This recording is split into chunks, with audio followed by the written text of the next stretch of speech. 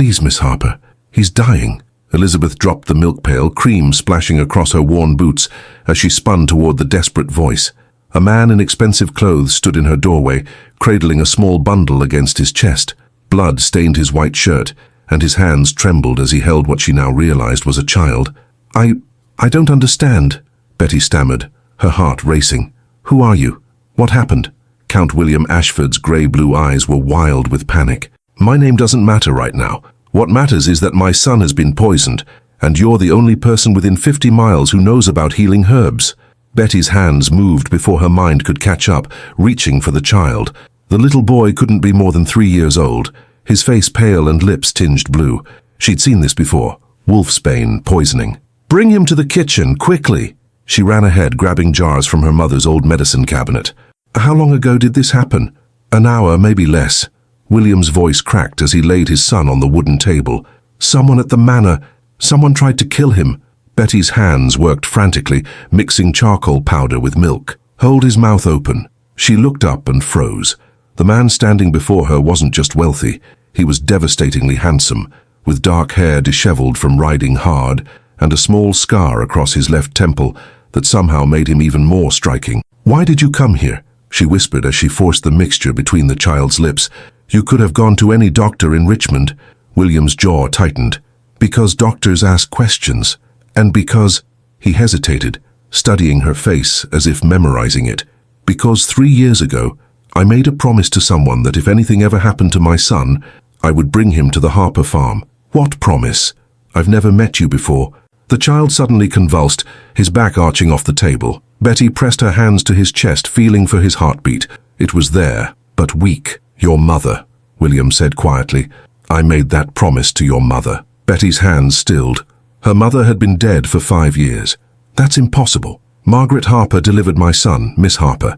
She was the midwife the night he was born. And she was the one who warned me that bringing a bastard child into Ashford Manor would be signing his death warrant." The room seemed to tilt.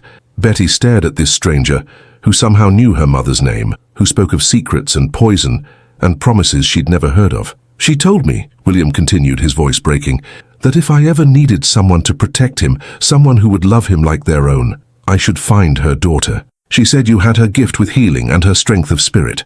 The child's breathing suddenly steadied. His eyes fluttered open, the same grey-blue as his father's. "Papa," the boy whispered. William's composure shattered. "I'm here, Thomas. You're safe now." Betty watched this powerful man, this count, cradle his son with a tenderness that made her chest ache. "Someone really tried to kill him?" "My wife," William said simply. "She found out about Thomas last week. She's made it clear that as long as he lives, he'll never be safe in my world. So what are you asking me to do?" William looked up, and in his eyes she saw desperation, love, and something else that made her pulse quicken. "I'm asking you to take my son and raise him as your own. I'm asking you to let me pay you enough money to live comfortably for the rest of your life. And I'm asking you to break my heart by making me disappear from his life forever." The kitchen fell silent except for little Thomas's steady breathing.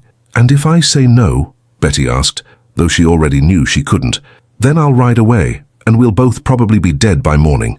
Betty's father burst through the kitchen door, just as she was spooning more medicine into Thomas's mouth. Daniel Harper took one look at the scene, his daughter tending to a child while a well-dressed stranger watched with desperate eyes, and reached for his hunting rifle. "Papa, no!" Betty stepped between them. "He needs our help. I don't care who he is, Betty.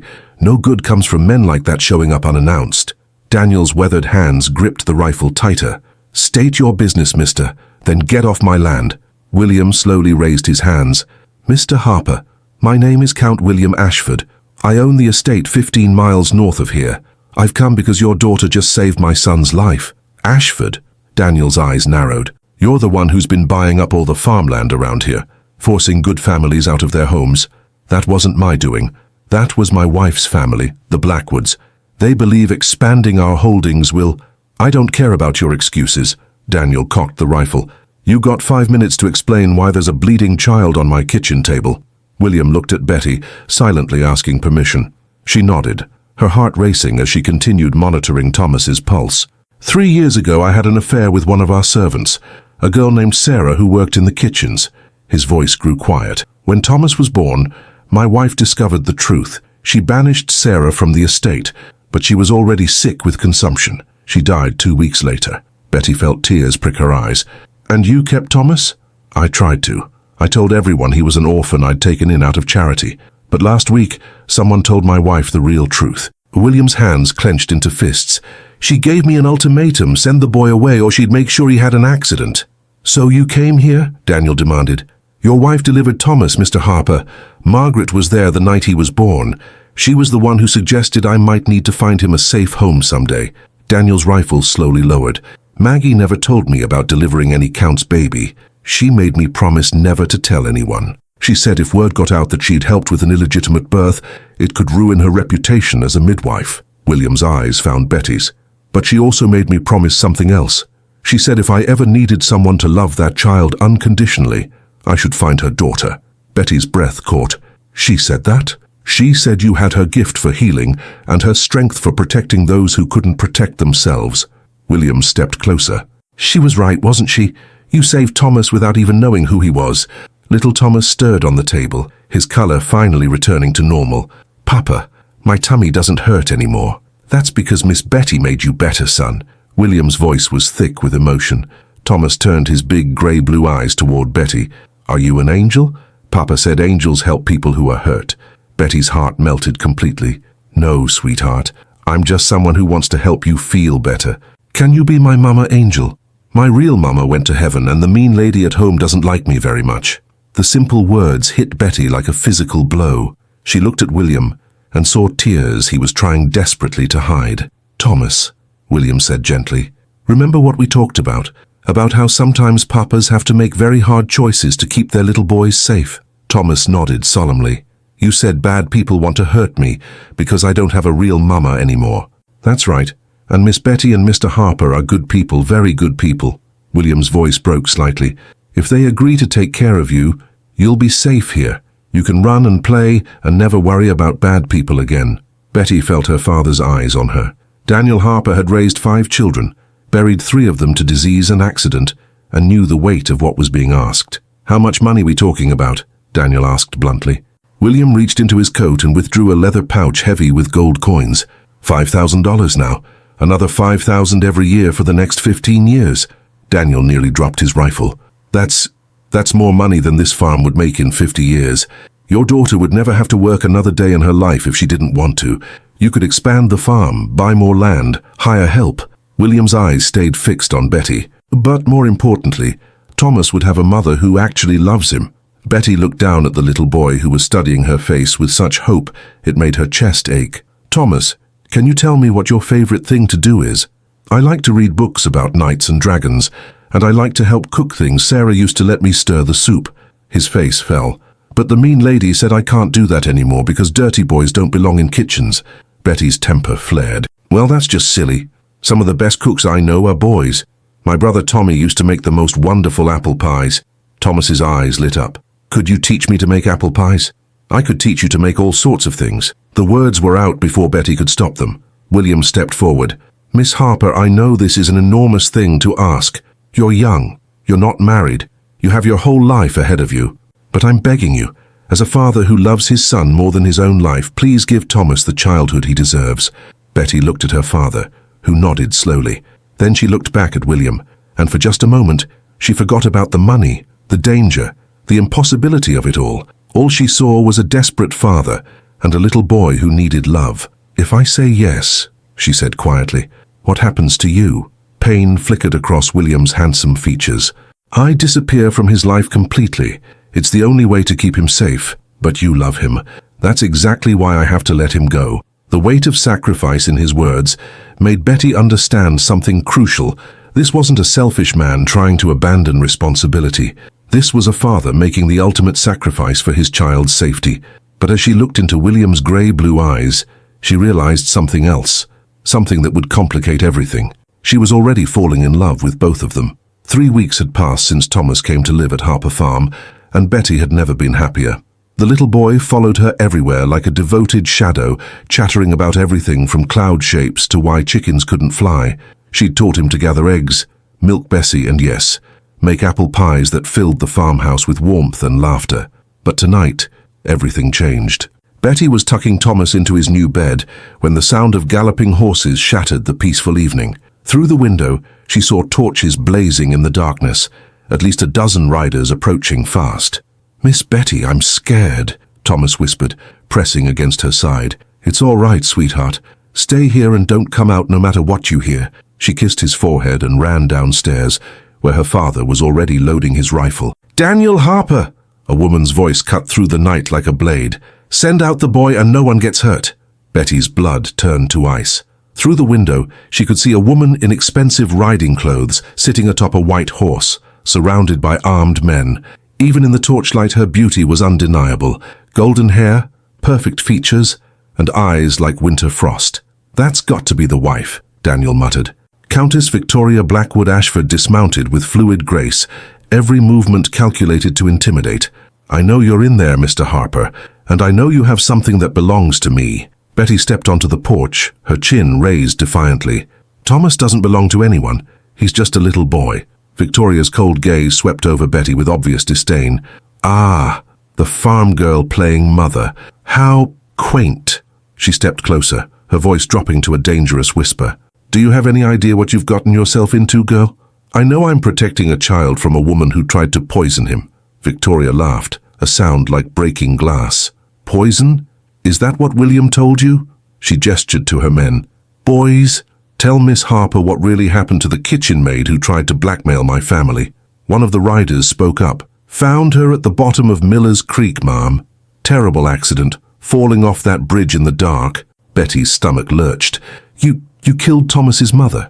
"I eliminated a threat to my family's reputation, just as I'm prepared to eliminate another one." Victoria's eyes glittered with malice. "You see, dear girl, my husband may think he's protecting that bastard child, but what he doesn't know is that little Thomas isn't just any illegitimate son. He's the heir to everything." "What do you mean?" "William can't have children with me. A riding accident years ago left him damaged. Thomas is his only possible heir." Victoria's smile was pure venom. "Which means as long as that boy lives, my own children will inherit nothing." "Your children?" "I'm 3 months pregnant, Miss Harper, and unlike Thomas, this child will be legitimate, legal, and entitled to everything, if there's no bastard in the way." The implications hit Betty like a physical blow. Victoria hadn't just tried to poison Thomas out of jealousy. She'd tried to murder him to secure her own child's inheritance. "You're insane," Betty breathed. "I'm practical." Victoria pulled a pistol from her coat. "Now bring me that boy, or I'll burn this farm down with all of you in it." That's when the sound of a single horse approaching made everyone turn. William Ashford rode out of the darkness like an avenging angel, his face a mask of fury. "Victoria, get away from them!" "Darling!" Victoria's voice turned sickeningly sweet. "Perfect timing. I was just explaining to Miss Harper why she needs to return our house guest." William dismounted, his eyes finding Betty's across the yard. In that moment, she saw something that made her heart stop. He wasn't just here to retrieve Thomas. He was here to protect her. "The boy stays here," William said firmly. Victoria's mask slipped completely. "Have you lost your mind? I'm your wife. I'm carrying your legitimate heir." "You're carrying a child, yes, but after what you did to Sarah, after what you tried to do to Thomas," William's voice was deadly quiet, "you'll never be my wife again. You can't divorce me, William. The scandal would destroy your family's reputation." "Then we'll live with the scandal." Victoria raised the pistol, pointing it directly at Betty. "Choose, husband. Your bastard son, or this little farm girl you've obviously developed feelings for." Betty's breath caught. Feelings for her. "Because if you don't eliminate the problem yourself," Victoria continued, "I'll eliminate them both. Tonight." William stepped forward, shielding Betty with his body. "You want to kill someone, Victoria? Kill me. But you're not touching either of them." "How romantic," Victoria sneered. "The noble count, willing to die for a servant girl and a bastard. Too bad it won't matter." She pulled the trigger. The gunshot echoed across the farmyard, but it wasn't William who fell. One of Victoria's own men had shot the pistol from her hand. "Sorry, Countess," the man said, removing his hat, "but I draw the line at murdering children and innocent women." Victoria stared at him in shock. "Johnson? What are you—" "The name's actually Detective Morrison, ma'am. Richmond Police. We've been investigating Sarah Mitchell's death for 3 months now." He pulled out a pair of shackles. "Victoria Blackwood Ashford, you're under arrest for murder." The world seemed to spin around Betty. "Police?" William looked equally stunned. "How did you—" Anonymous tip came in 3 weeks ago, Detective Morrison explained as his men surrounded Victoria. Someone sent us detailed information about Sarah's death, including evidence that it wasn't an accident. Victoria's face went white. That's impossible. I destroyed everything. Everything except the diary Sarah kept, hidden in the old oak tree by Miller's Creek. Morrison smiled grimly. Amazing what people write down when they're scared for their lives.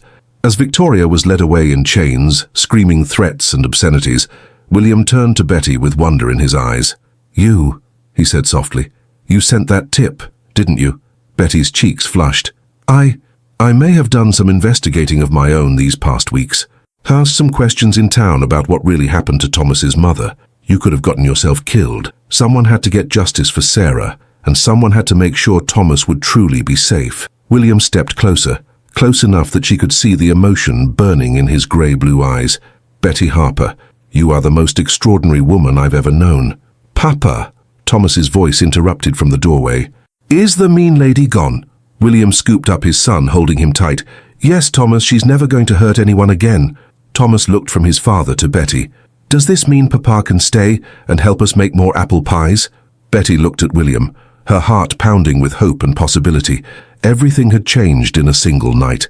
But as she watched father and son embrace in the golden light spilling from her farmhouse, she realized the real story was just beginning. 6 months later, the transformation at Harper Farm was nothing short of miraculous. The money William had provided had allowed them to expand the house, hire additional help, and turn the modest farm into one of the most prosperous in the county. But the real change wasn't in the buildings or the bank account, it was in the family that had formed around the kitchen table. Miss Betty, look what Papa taught me. Thomas came running through the garden, a wooden sword in his hand and dirt on his cheek. At 4 years old now, he'd grown taller and stronger, his laughter filling spaces that had been quiet for too long. Betty wiped flour from her hands, watching as William emerged from behind the barn, also carrying a wooden sword. The sight of this aristocratic man playing knights with his son in her backyard still took her breath away. En garde, Sir Thomas, William called, striking a dramatic pose. Defend the kingdom.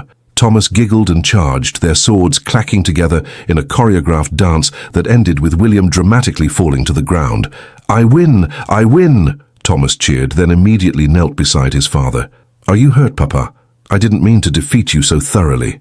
William's laugh was rich and warm. Your mercy defeats me more completely than your sword, young knight. Betty felt her heart swell watching them. Over these months, William had slowly revealed himself to be nothing like the cold aristocrat she'd first met. He was patient, funny, gentle, and completely devoted to both Thomas and her. Dinner's ready, she called, trying to ignore the flutter in her stomach when William's eyes met hers.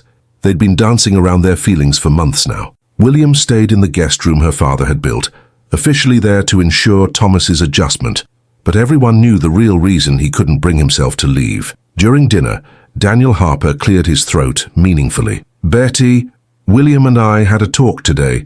Betty's fork paused halfway to her mouth. Oh? About the future, William added, his voice carefully neutral. About what happens next. Thomas looked up from his mashed potatoes. Are we going somewhere? No, son. We're staying right here, but... William's eyes found Betty's again. There are some decisions that need to be made. What kinds of decisions? Betty asked, though her racing heart suggested she already knew. Daniel stood up from the table. Thomas, how about you help old Papa feed the chickens? These two need to talk. As her father and Thomas headed outside, Betty felt suddenly nervous.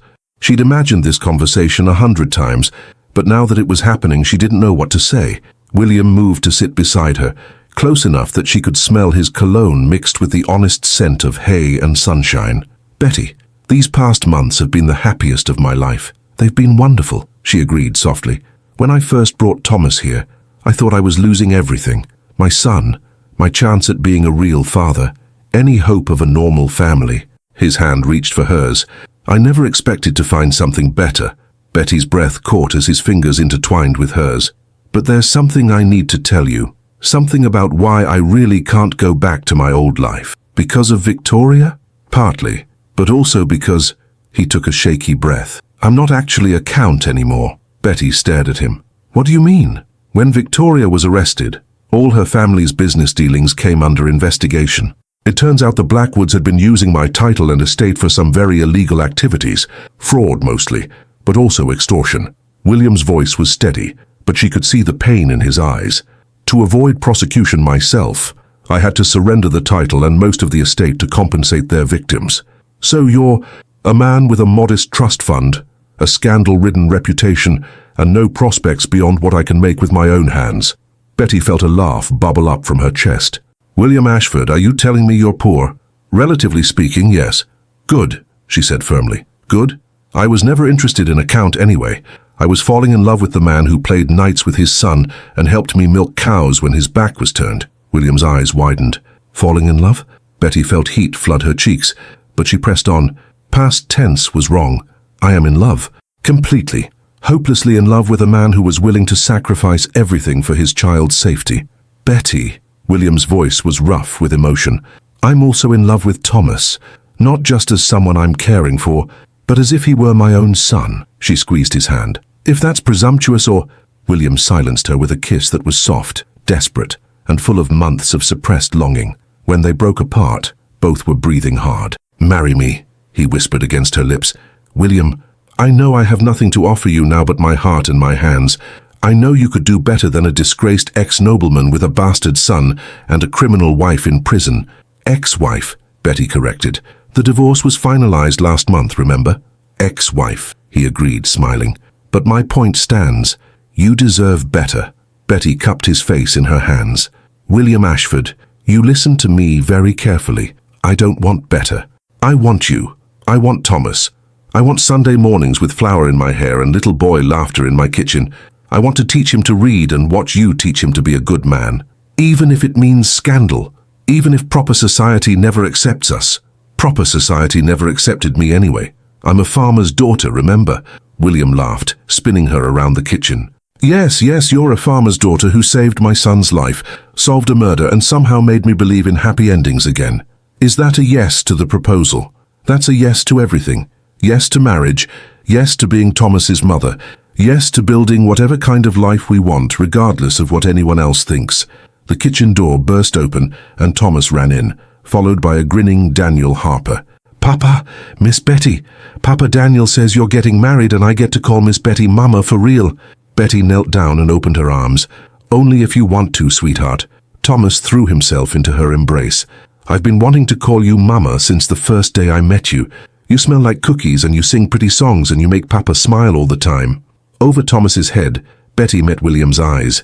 In them, she saw their future. Not perfect, but real. Not easy, but worth fighting for. Then it's settled, she said, her voice thick with happy tears. We're going to be a family.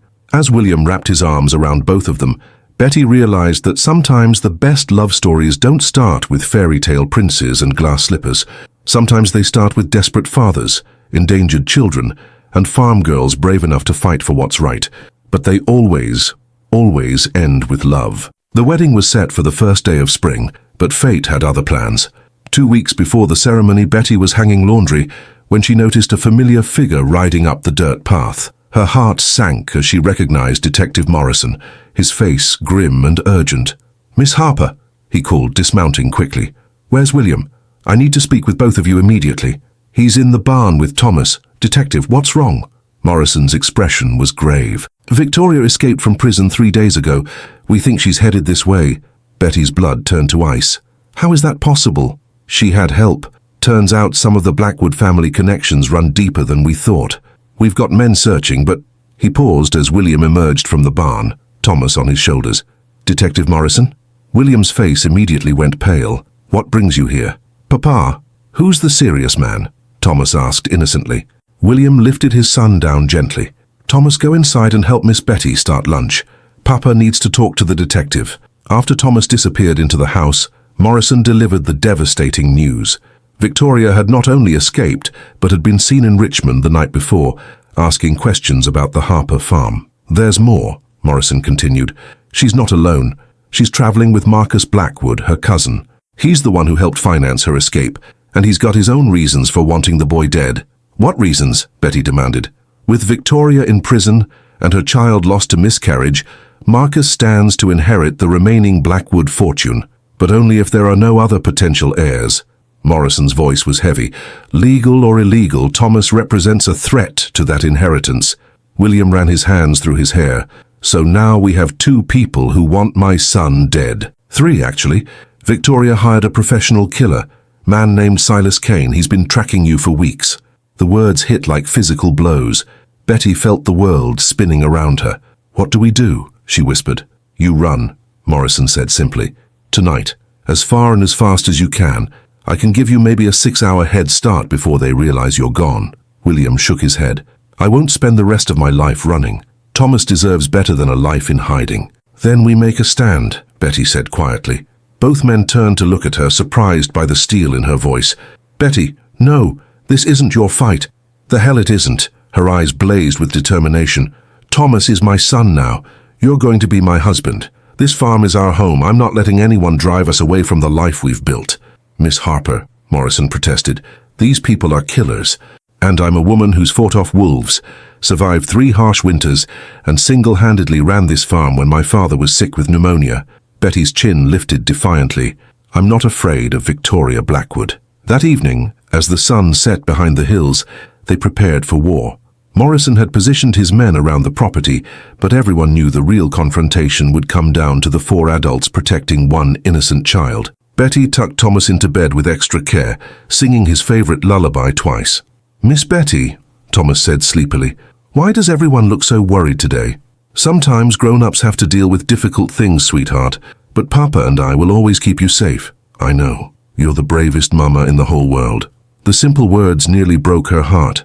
This child trusted her completely, and she would die before betraying that trust. Around midnight, they came. Betty was the first to spot the shadows moving through the wheat field, 3 figures approaching with the stealth of predators. They're here, she whispered to William, who immediately signaled to Morrison's men. The next few minutes unfolded like a nightmare. Victoria appeared first, her once perfect beauty now twisted with madness and rage. Behind her came Marcus Blackwood, a thin man with cold eyes, and the terrifying figure of Silas Kane, a mountain of a man with scars across his face. William, Victoria's voice cut through the night. Send out the boy and we can end this peacefully. Never, William shouted back from behind the overturned wagon they'd positioned as cover. Then you've chosen to die with him. The gunfight erupted with terrifying intensity. Morrison's men engaged Marcus and Kane while Victoria, armed with a rifle, advanced on the house with single-minded determination. Betty found herself running through her own home, grabbing Thomas from his bed as bullets shattered windows around them. Mama, I'm scared, Thomas cried, clinging to her neck. I know, baby. Just hold tight to Mama. She carried him toward the root cellar, but Victoria's voice stopped her cold. Going somewhere, dear? Betty turned to find Victoria standing in the kitchen doorway, rifle pointed directly at Thomas. Let him go, Victoria. Your quarrel is with me and William, not with an innocent child. Innocent? Victoria laughed, the sound completely unhinged. That bastard destroyed my life, my marriage, my reputation, my future, all gone because William couldn't keep his hands off a kitchen slut. Sarah was just a girl who fell in love with the wrong man, Betty said, trying to keep her voice steady. And Thomas is just a little boy who never asked to be born into this mess.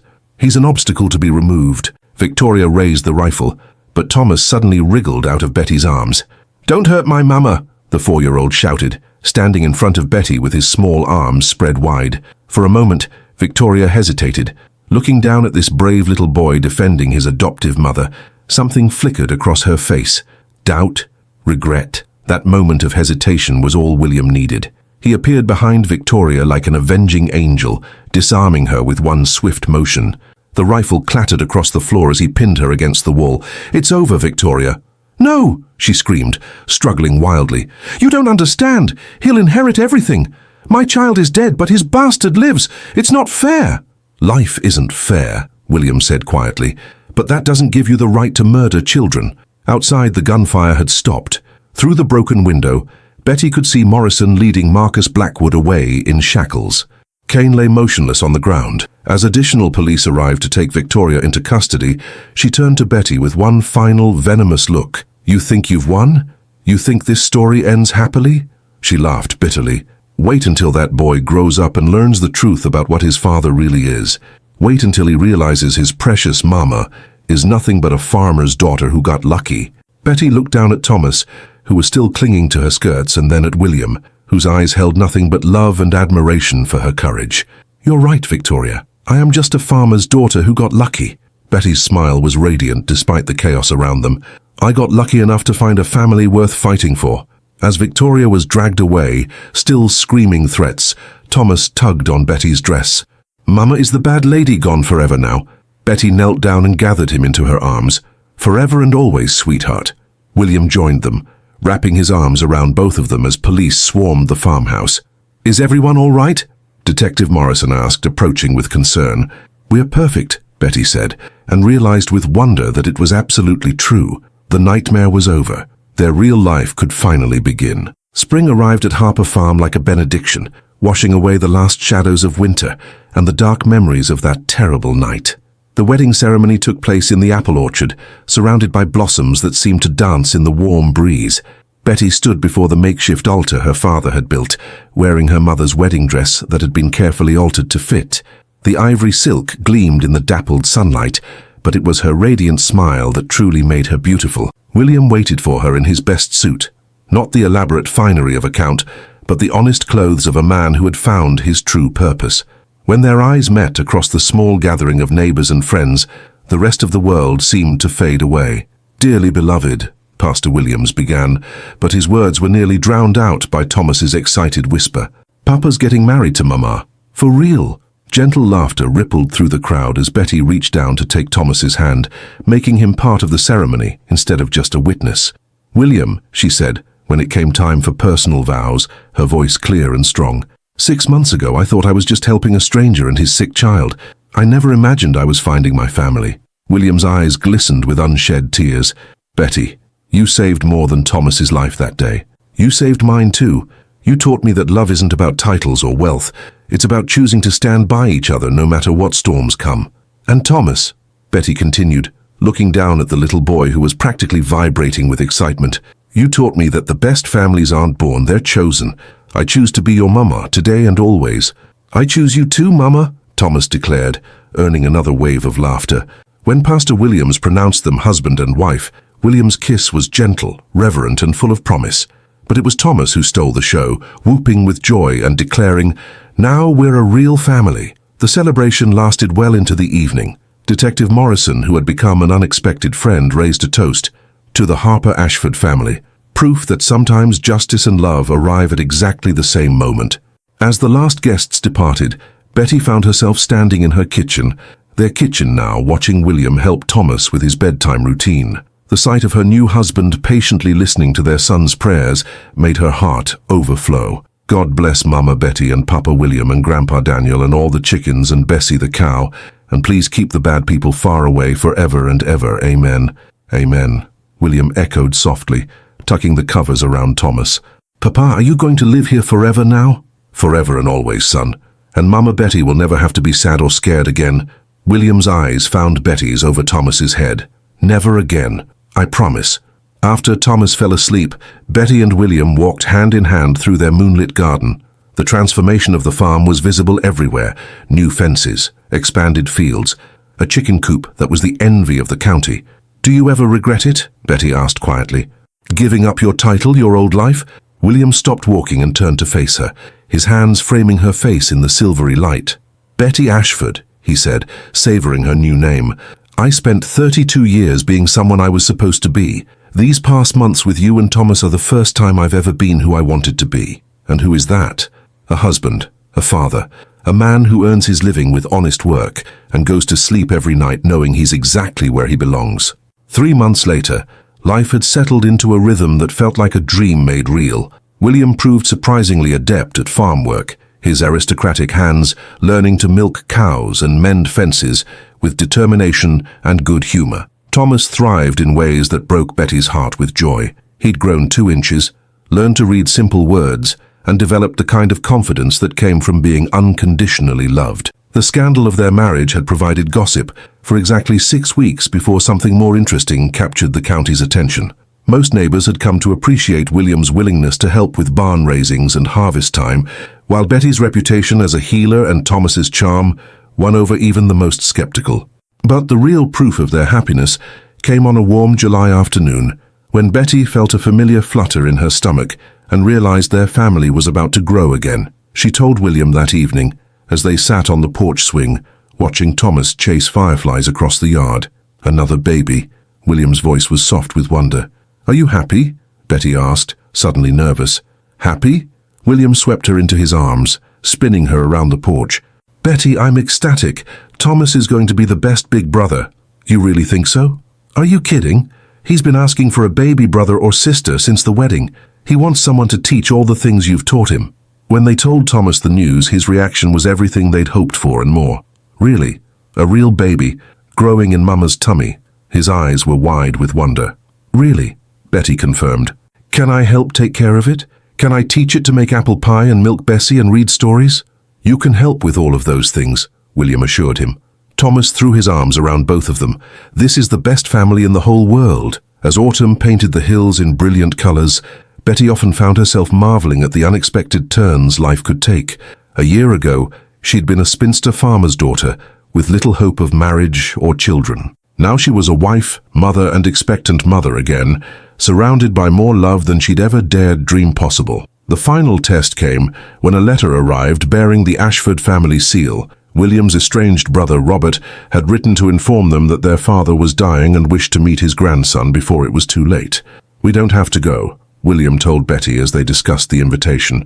"He disowned me when I renounced the title. But Thomas has a right to know his grandfather," Betty replied thoughtfully. "And maybe it's time for some healing." The visit to Ashford Manor was surreal for Betty. Walking through the opulent halls where William had grown up, she understood for the first time the magnitude of what he'd given up for their simple life. Lord Ashford, confined to his deathbed, was a shadow of the powerful patriarch he'd once been. But when Thomas approached his bedside with childlike curiosity instead of fear, something in the old man's eyes softened. "So you're my grandson," Lord Ashford whispered. "Yes, sir. Grandpa. Papa says you're very sick." "I am, child, but seeing you, you look just like your father did at your age. Papa's the best papa in the world, and Mama Betty makes the best apple pie. Would you like me to ask her to make you one?" The old man's eyes filled with tears. "I would like that very much." During their 3-day visit, Lord Ashford saw firsthand the kind of man his son had become and the kind of family he'd built. On the final day, he pulled William aside. "I was wrong," the dying patriarch admitted. "I thought losing the title meant losing everything that mattered. But you've gained something much more valuable." "Yes, sir, I have. Take care of that boy, William, and that remarkable wife of yours." "I will, father. I promise." Lord Ashford died peacefully 2 weeks later, leaving a final surprise. A trust fund established specifically for Thomas's education and future, ensuring the boy would have every opportunity despite his humble beginnings. But perhaps more importantly, he'd left his blessing on a love story that had triumphed over every obstacle. As winter settled over Harper Farm once again, Betty stood in her kitchen, her growing belly a testament to new life, watching William help Thomas practice his letters at the table. "Mama," Thomas called out, "I wrote a story about our family." "Did you? Let me hear it." Thomas stood up proudly and read in his careful, childish voice. "Once upon a time, there was a little boy who was very sad, but then he found a mama and papa who loved him more than anything. And they all lived happily ever after." The end. Betty felt tears prick her eyes. "That's a beautiful story, sweetheart." "It's the best kind of story," William added, pulling both of them into his embrace. "It's true." Outside, snow began to fall, blanketing the farm in pristine white. But inside their warm kitchen, surrounded by the evidence of their extraordinary love, the Harper Ashford family knew they'd found something rarer than any title or treasure. They'd found home. 5 years later, spring 1853, the laughter of children filled the apple orchard as Betty watched from the kitchen window, her hands resting on her rounded belly. At 27, she carried herself with the confident grace of a woman who had found her place in the world. "Careful, Thomas, don't let little William climb too high," she called out, smiling as her 9-year-old son helped his 3-year-old brother navigate the lower branches of their favorite climbing tree. Thomas had grown into a thoughtful, protective boy, with his father's grey-blue eyes and Betty's generous heart. He'd taken to his role as big brother with the same enthusiasm he brought to everything else. "I've got him, Mama," Thomas called back, steadying little William with one hand while reaching for apples with the other. "We're picking the best ones for your pie." Their second son, William Daniel Ashford, named for both his father and grandfather, was a whirlwind of energy with Betty's golden hair and his father's stubborn streak. He worshipped his big brother and followed him everywhere. "Mama Betty!" Little William squealed with delight as Thomas helped him down from the tree. "Look, big apples!" Betty's heart swelled with familiar wonder. Even after 5 years, hearing Mama from Thomas's lips still filled her with joy. The transition from Miss Betty to Mama had been gradual and natural, like everything else in their unconventional family. "Those are perfect apples, sweetheart," she assured him as both boys ran toward the house, their arms full of fruit. "Where's Papa?" Thomas asked as they burst into the kitchen. "In the barn with Grandpa Daniel, checking on Buttercup. She's having her calf today." "Can we watch?" Little William asked hopefully. "After lunch," Betty promised, ruffling his hair. "Now wash those hands and help me with these apples." As the boys chatted about their morning adventures, Betty reflected on the miraculous normalcy of their life. The Harper Ashford farm had become something of a local legend, not for scandal or drama, but for the simple fact that it represented hope. Neighbors pointed to them as proof that love could conquer social barriers, that families could be built from choice rather than birth. William entered through the back door, his shirt sleeves rolled up and a satisfied smile on his face. At 37, he'd grown more handsome with age, his body strong from honest work, his face bearing the lines of a man who laughed often. "Buttercup delivered a healthy heifer," he announced, washing his hands at the pump. "Your grandfather says she's the prettiest calf he's seen in years. Can we name her?" Thomas asked excitedly. "That's up to you, boys. She's your calf to raise." Betty watched this interchange with deep contentment. William had proved to be not just a loving husband, but an extraordinary father. He approached parenting with the same dedication he'd once applied to estate management, but with infinitely more joy. "How are you feeling?" William asked, moving behind Betty to rest his hands on her swollen belly. "Like I'm carrying a future troublemaker," she replied, leaning back against his chest. "This one's even more active than little William was."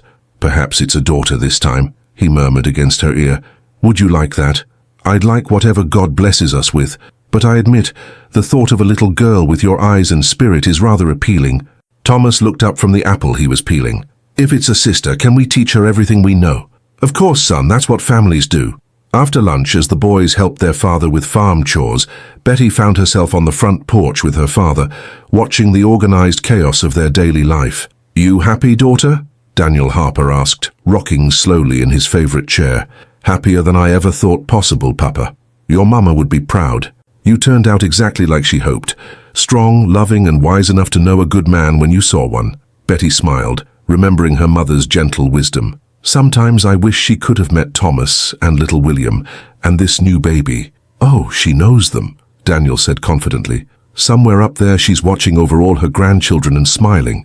That evening, as the family gathered around the dinner table, a tradition William had insisted upon from the very beginning, Betty marveled at the faces surrounding her. Thomas, serious and thoughtful as he helped little William with his food. William, tired from a day's work but absolutely present for his family.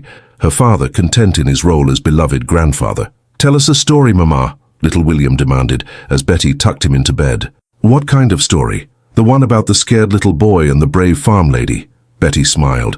It had become their favorite bedtime story, a carefully edited version of how their family began. "Once upon a time," she began, "there was a little boy who needed a safe place to live, and there was a farm lady who had room in her heart for one more person to love." As she spoke, Thomas crept into the room and settled on the floor, never too old for family stories. William appeared in the doorway, leaning against the frame with a soft smile. "And they discovered that the best families aren't born, they're chosen. They're built one day at a time with love and laughter and enough apple pie to feed an army." "Is that really how it happened?"